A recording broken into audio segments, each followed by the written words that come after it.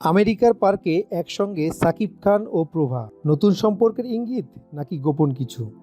দর্শক, ভিডিওটি পুরোপুরি দেখতে আমাদের সঙ্গেই থাকুন, তা না হলে অনেক কিছুই অজানা রয়ে যাবে।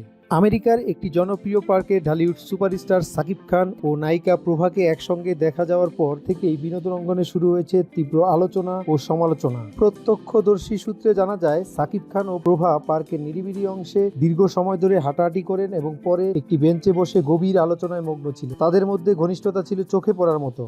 আশেপাশে উপস্থিত অনেকেই বিষয়টা লক্ষ্য করেন এবং মোবাইল ফোনে ছবি তুলতেও দেখা যায় কয়েকজনকে।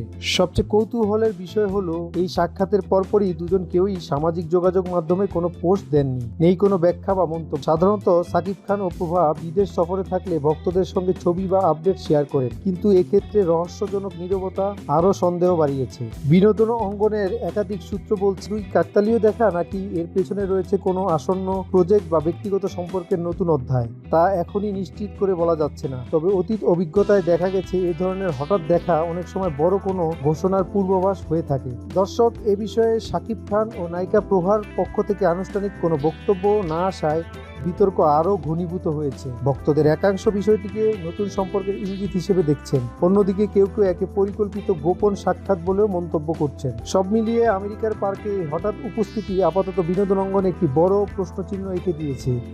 এটি নিছকই একটি সাধারণ সাক্ষাৎ, নাকি সামনে আসছে আরও বড় কোনো চমক, তা জানতেই সবাই এখন অপেক্ষায়। দর্শক, ভিডিওটি ভালো লাগলে লাইক করুন, কমেন্ট বক্সে কমেন্ট করুন।